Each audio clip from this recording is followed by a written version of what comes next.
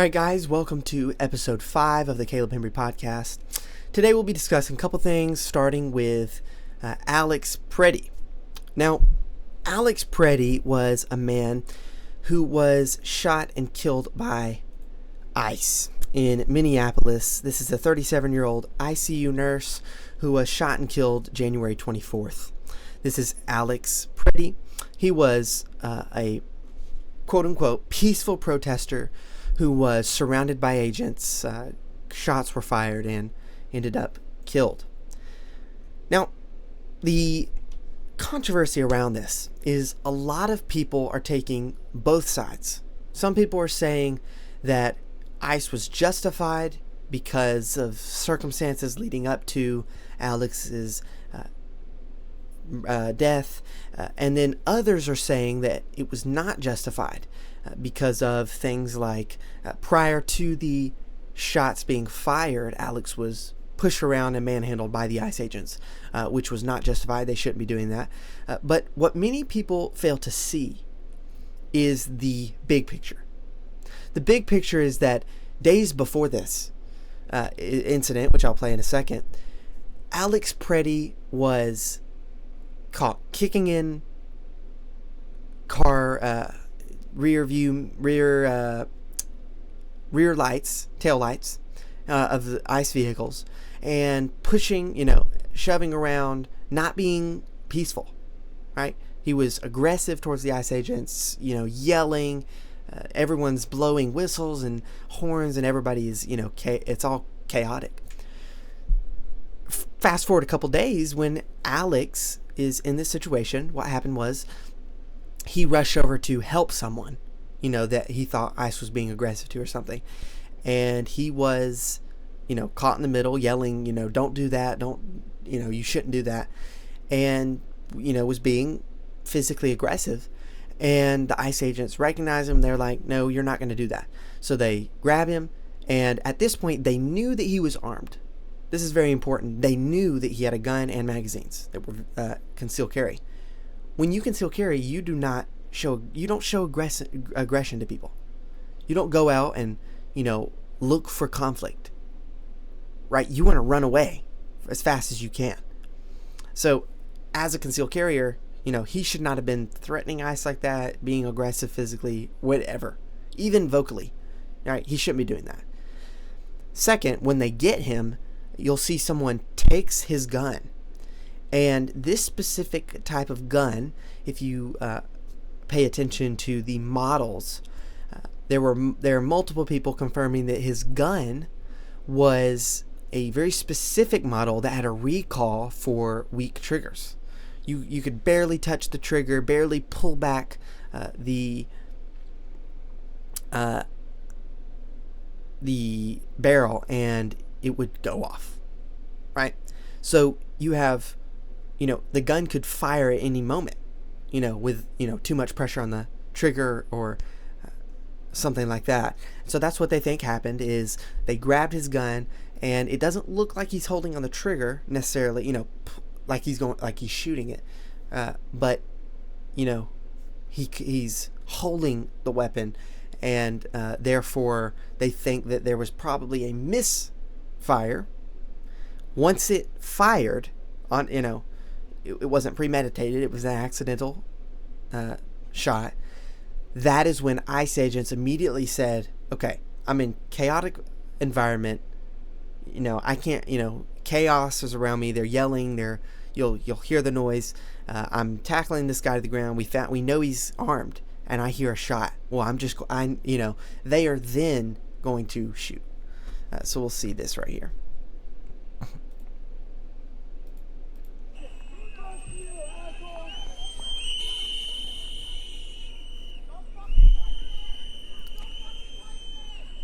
So see, the ICE agent was pushing a lady, and he then gets pepper sprayed, which you'll see.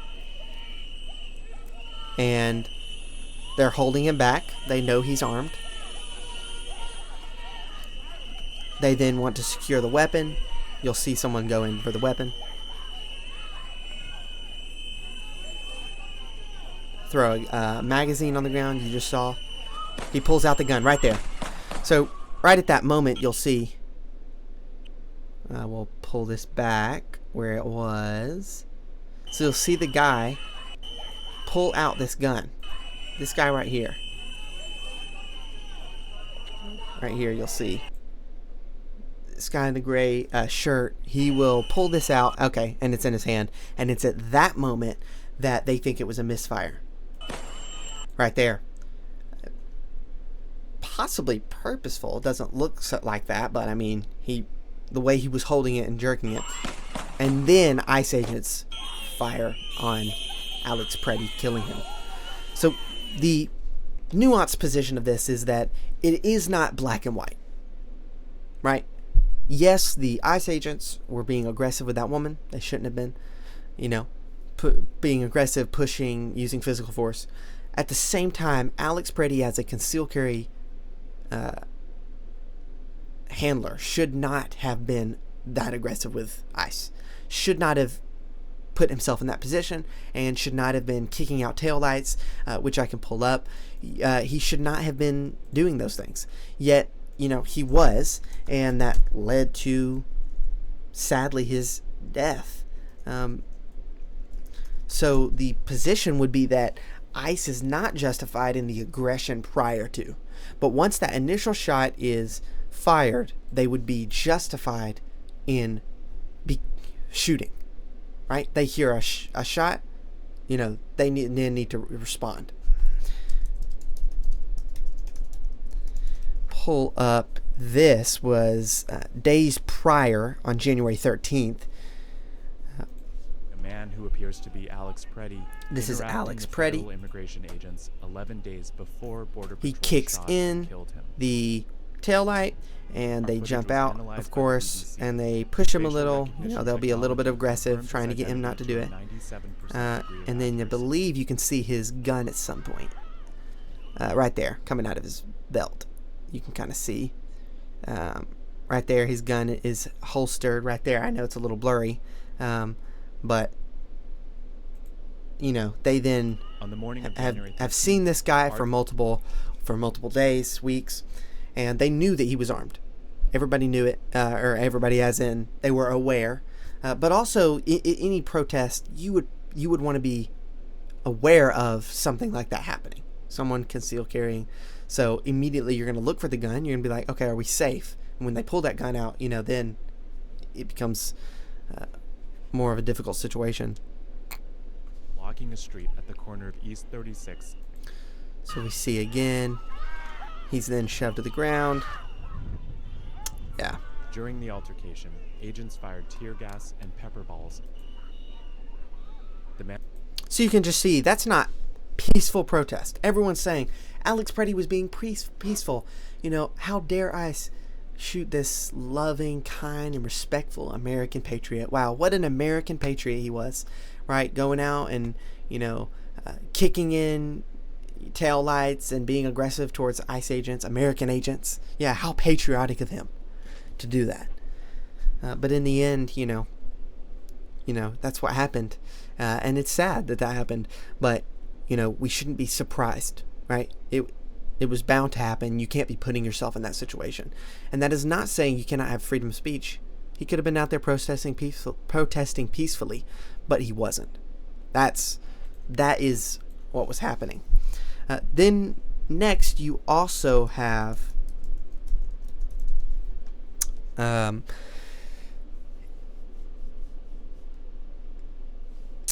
the woman killed by ICE in Minneapolis, Minneapolis.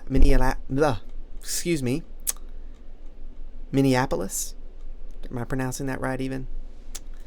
If I can pull this up.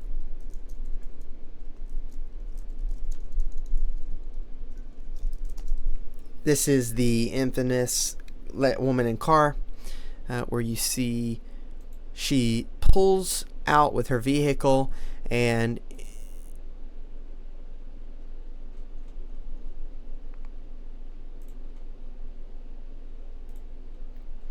we will see this right here. Don't know if this is a great. This is just a quick footage for us.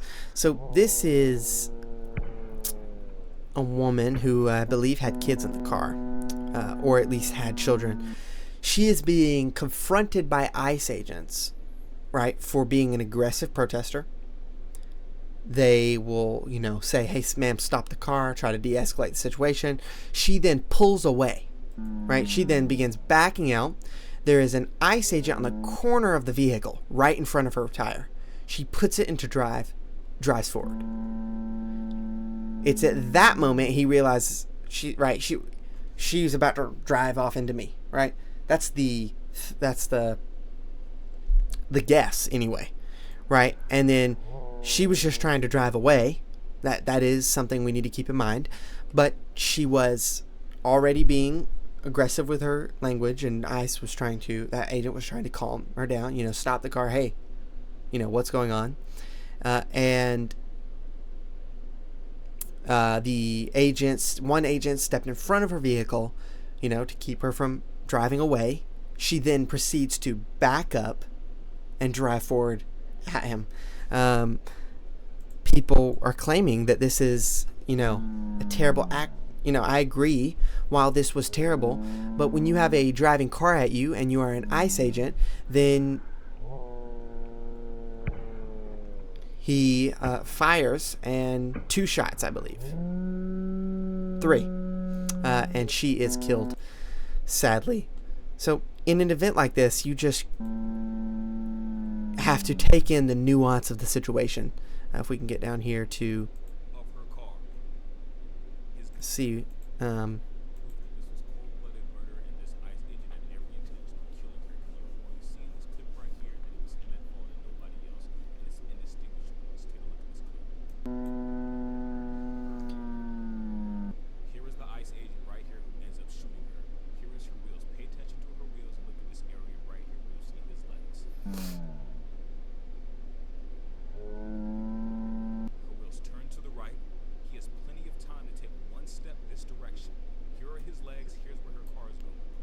See, so you have people saying that, he had time. That he had time to move out of the way. Yes, okay. He could have had time to move out of the way, but if you look, she just begins pulling away. This is slow motion. Quickly, right? It's very important to understand the whole situation. And that she began to drive away while the officer was in front of her right wheel. Okay, I see. No!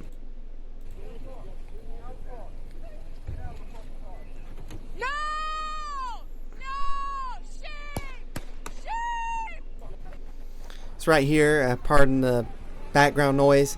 So you have her either maybe wanting her to get out of the car. Don't know why. They're a protester blocking the road, possibly. What we can see. Approaches, says get out of the car. Not too aggressive. Okay, he tries to open the door. He doesn't want her to drive away. She begins backing up. The agent is in front of her right wheel here. Right? And she pulls away. He fires. We also see that he was on his phone videoing. That's what it looks like. If you look at this one more time, looks like, let's see where he comes from.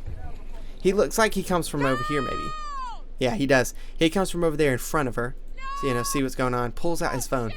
He had his phone out.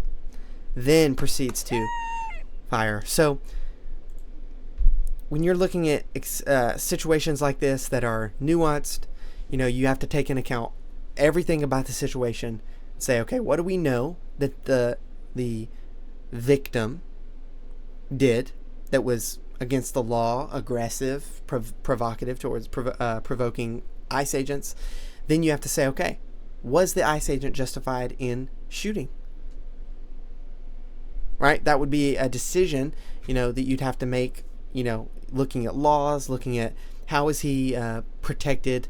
He may be protected because she began driving forward in front of him, and that was a cause of aggression. That was a an act of aggression against him.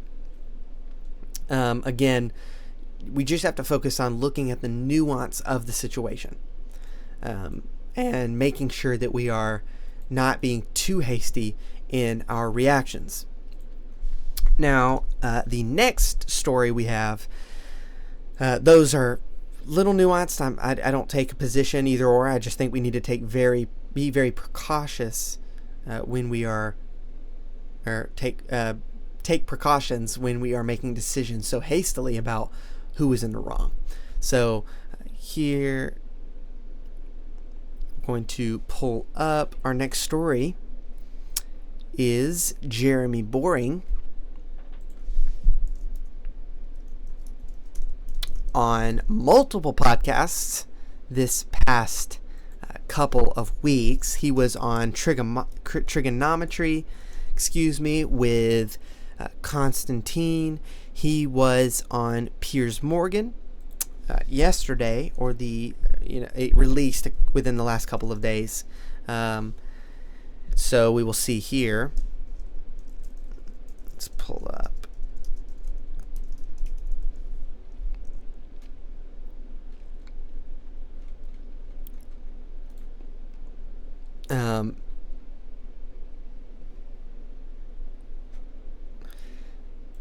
4 days ago, as we see, should be a rather short show. I say that on behalf of the world. So we can, we'll follow and review this. Pardon there will be some profanity. Pardon the harsh words. Half of the world. Ben's a fantastic. Ben Shapiro, fuck you and the midget horse that you rode in on. I say that on behalf of the world. Ben's a fantastic proponent for free speech. But where does that sit if you do criticize Israel? One can imagine that it's very difficult to hear nuance when nuance itself is being sort of weaponized as a way of masking actual anti-Semitism by so many. How best to deal with people like Nick Fuentes? What he's doing is actually very sophisticated. I'll watch every clip and laugh 90% of the time. Being proven a lie. How can you justify the killing in the West Bank where Hamas does not exist? So this is, if I remember correctly, don't want to mispronounce his name. Let's check. Candace actually recently had him on the show for an episode, a pretty long one. Jeremy will go through Candace, Tucker, and Nick Fuentes, all of which he dislikes heavily, strongly dislikes. That was... The man talking to Jeremy was Bassam Youssef, who is Egyptian Muslim, I believe. The disproportionate response during over all of these years have actually worked. So what will be new this time that did not happen before? I just want to... that was my question. Okay. Well, I'm pleased to say that Jeremy Boring, the former Daily Wire CEO and director of the Pendragon Cycle, joins me now. Jeremy, welcome back. Good to be back, and glad that you're back on your feet. Well, I'm not actually back on my feet. I'm still on crutches. And glad that you're back on the air. Yeah, I'm back on the airways. Let's put it like that, which is certainly a... Quick note, Piers Morgan had a fall the other day. That's what they're discussing. On Jeremy Boring, he was recently...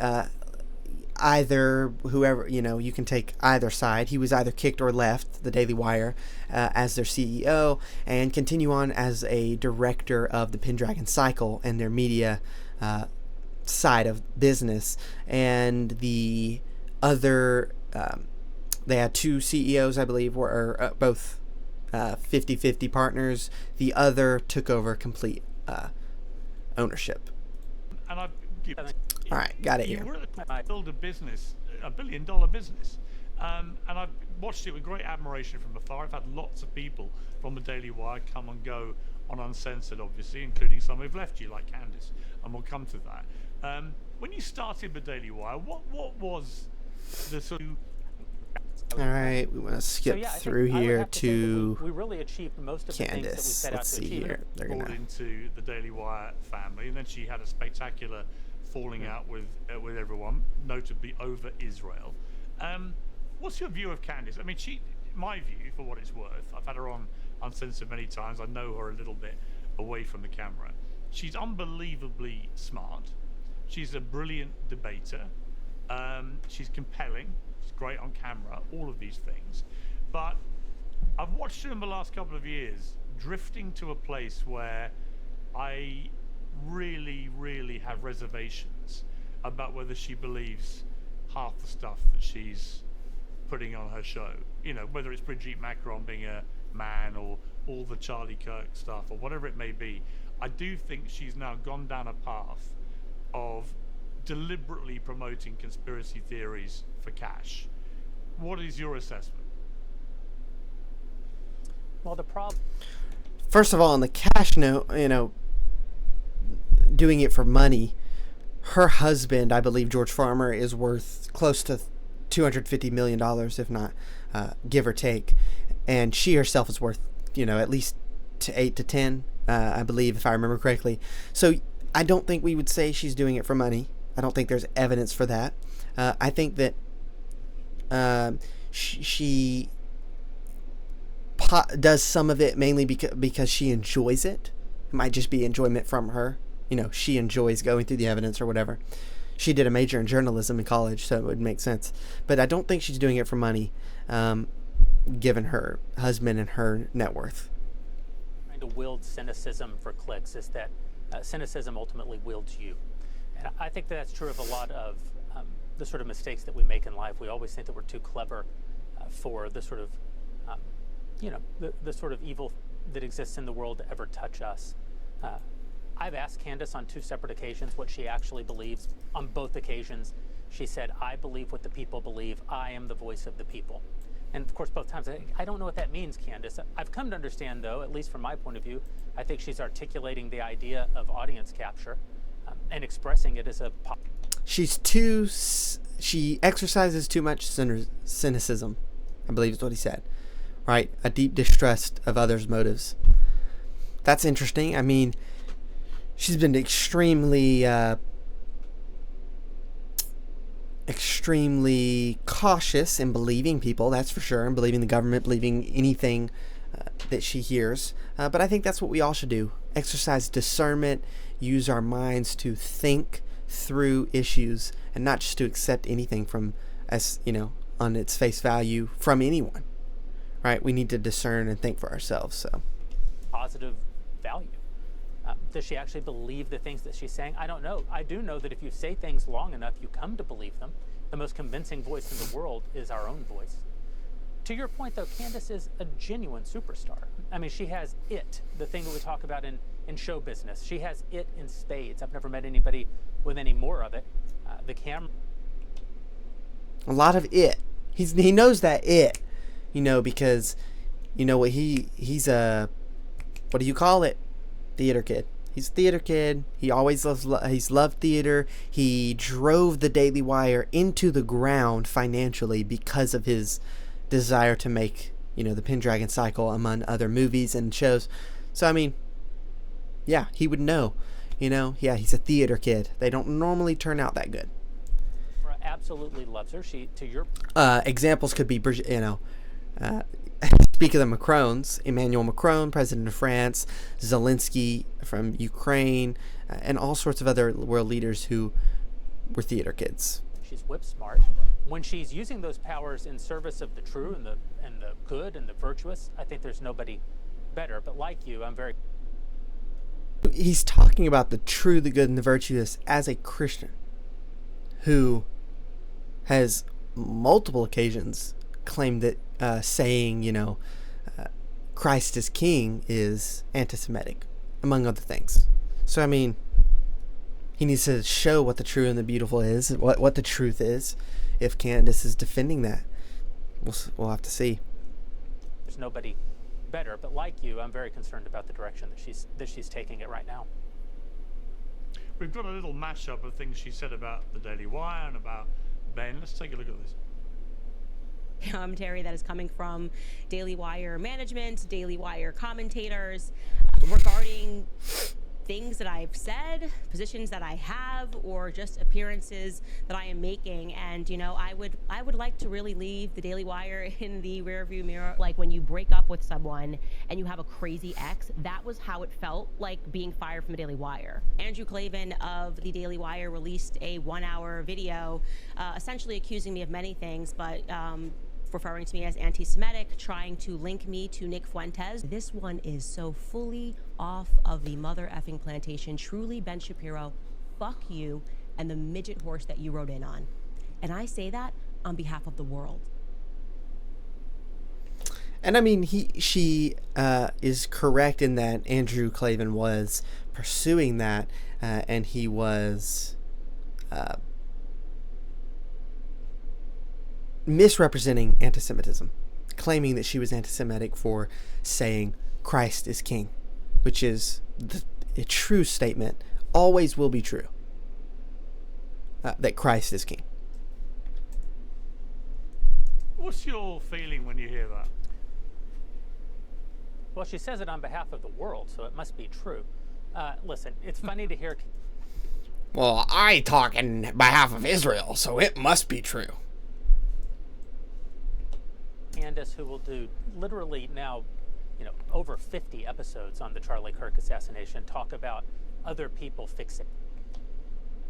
And how many episodes have you done on Israel, Jeremy?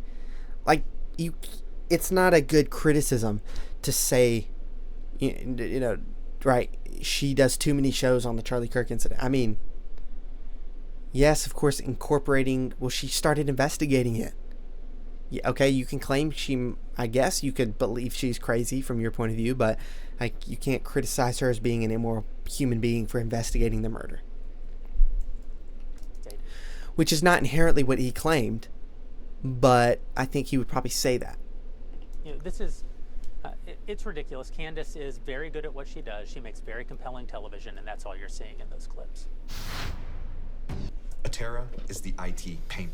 So he says that she's making great television. He's just making fun of her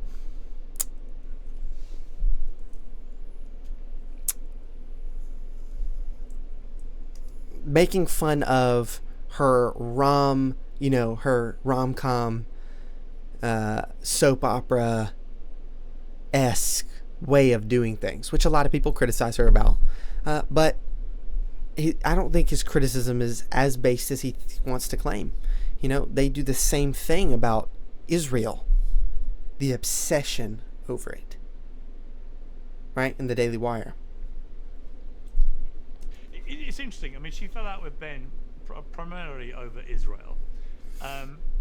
Yeah. I've had an interesting experience with Ben because I think that Ben fell out of her because when you pull up the clip of Ben Shapiro at a private event calling her out, it's just not what you should be doing. We can start this really quickly just to show the clip.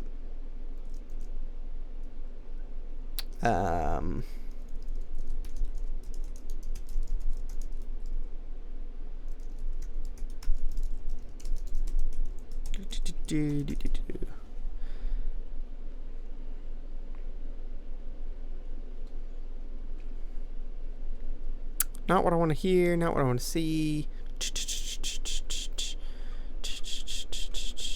Let's see here. Alright, not going to be able to find that. But he's at a private event speaking, and he's like, I think what she's doing is ridiculous and absurd, and because she claimed that Gaza, the war in Gaza and the war in Palestine, was terrible because innocent children were dying, and Christians. And among other things, she was saying that people were over-obsessing on the Jewish people dying, rather than saying, okay, everybody's dying. The children in Palestine are dying. The Christians in Palestine, right? Nobody's talking about that.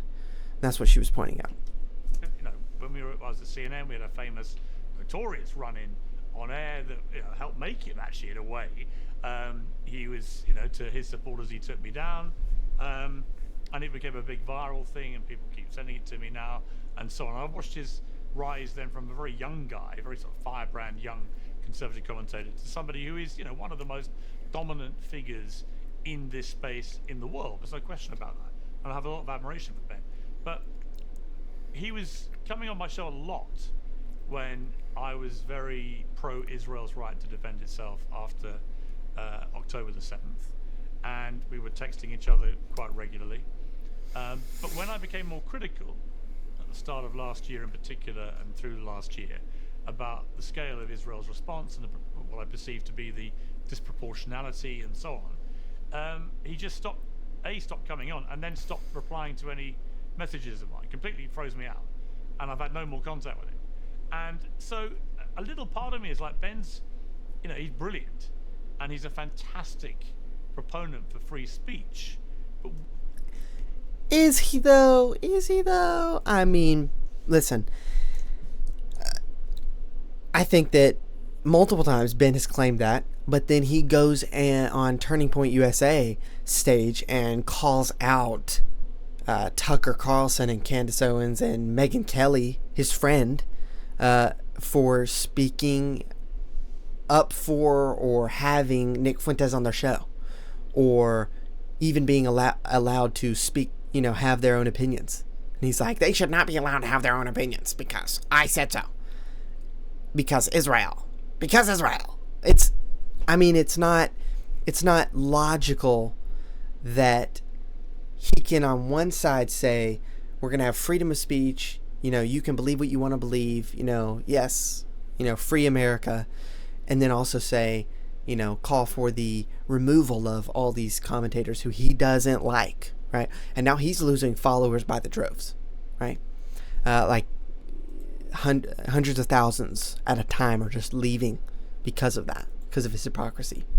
Where does that sit if you do criticize Israel? I've never criticized Jewish people. I'm not remotely anti-Semitic. I think he probably... I will say Ben has been very childish in his response because he's been overreacting completely, calling things that aren't anti-Semitic, calling them anti-Semitic when they aren't, right? Saying Christ is King is anti-Semitic. Well, no, it's not. It's Christian, right? So he knows that. But I do believe I have a right to criticize the Israeli government when they're waging a war of the kind they've been waging in Gaza. Now, regardless of whether you agree with me about that, it doesn't really matter. I'm surprised that he's cut me off like this. And I don't really understand it, other than he has a little bit of a blind spot about Israel when it comes to the free speech debate. He does. Imagine being able to build an I think we'll have to see how Jeremy responds, because because he's gonna say, "Oh, Ben has been pro free speech," but then it's like, but he hasn't. He's been calling for the removal of Tucker and Candace and Nick, and then Megyn Kelly on stage at Turning Point USA at Amfest said she's not friends with him anymore because he stabbed her in the back. Right? Said, hey, I want to do your tour. She allowed him to be on her tour, which gave him, viewership that he's been losing. He's been losing viewership.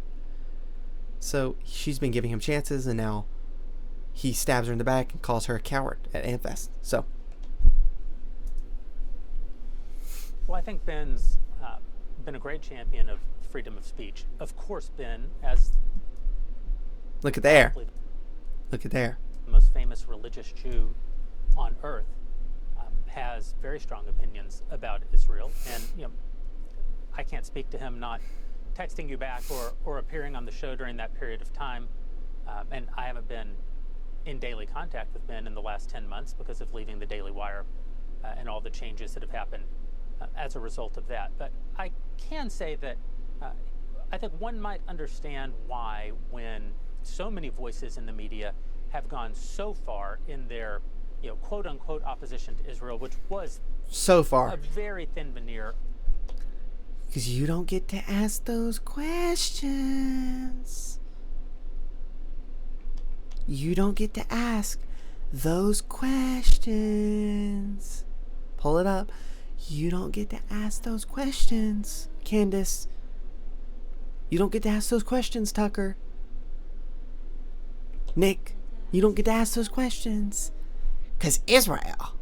Because we need to be Israel first. We need to be, pro-Israel. And anything you say against Israel is not okay.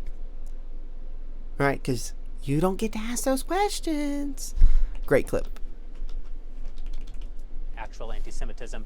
And I think as time has gone on, we see what's behind that mask more and more from so many people in public life. One can imagine that it's very difficult to hear nuance when nuance itself is being sort of weaponized as a way of masking actual anti-Semitism by some. Sounds like cope to me. Sounds like cope. You're saying, well, it's easy, it's hard, actually. He's saying it's hard to, use nuance and have a nuanced position when people weaponize it against you. Sounds like what you do to everyone. What Ben does to everyone. Right? Megyn Kelly takes a nuanced position and says, hey, I'm going to talk to Nick Fuentes because we should allow freedom of speech. He needs to share his opinions just like I can share mine. Just see what he believes. Ben's like, nuh-uh. Can't do that because that's not pro-Israel. Yeah. But isn't that ultimately what the whole free speech debate comes down to? It's the ability to listen and tolerate people's views you don't like, even if you find them hateful. There is nothing I've ever said which could be remotely construed as anti-Semitic or any dislike or hatred of Jewish people, and he knows that. He really doesn't want to engage with me at all simply because I became more critical of the Israeli government. And I think that's inconsistent with his stance about free speech. Well, it is, Jeremy. I think it's inconsistent with a broad support for free speech to not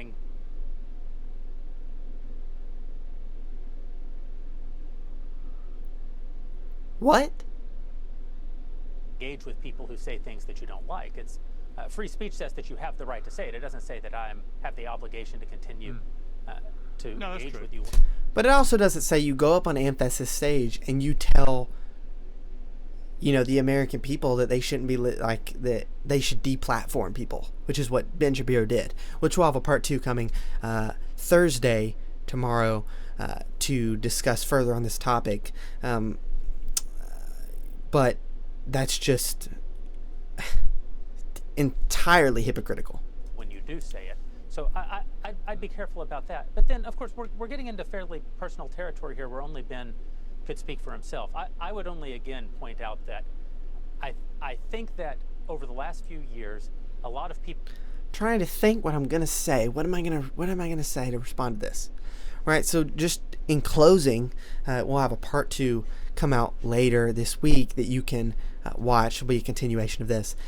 Jeremy is trying to be respectful, honorable, not ridicule or criticize Ben Shapiro too much, right? Or gossip per se about him, or he wants him to speak for himself. But I think Jeremy is being a little disingenuous, dishonest. He should be agreeing that Ben has been hypocritical in his belief in freedom of speech. We'll have that part 2 coming out tomorrow, so catch us over there.